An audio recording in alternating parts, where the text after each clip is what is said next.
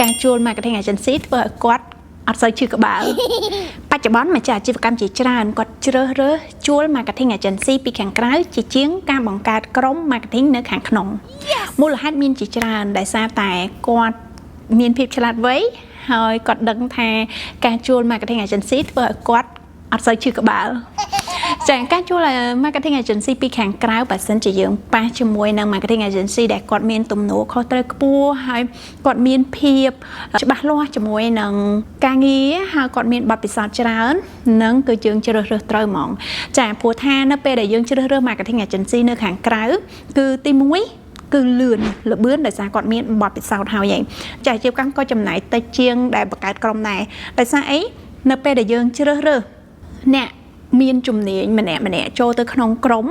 ចាយើងជ្រើសរើសអ្នកជំនាញទីផ្សារយើងជ្រើសរើសអ្នកជំនាញ edit video អ្នកយើងជ្រើសរើសអ្នកជំនាញខាង graphic design ចា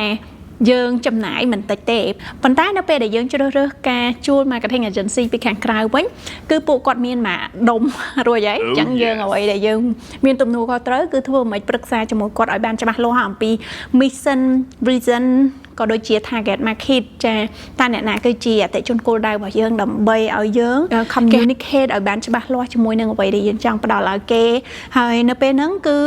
គេមានភាពងាយស្រួលធ្វើឲ្យយើងអញ្ចឹងមកដែលជាម្ចាស់អាជីវកម្មបើសិនជាចង់ប្រឹក្សាយោបល់តាក់ទងទៅនឹង marketing complex តាក់ទងមកមួយ media អរគុណ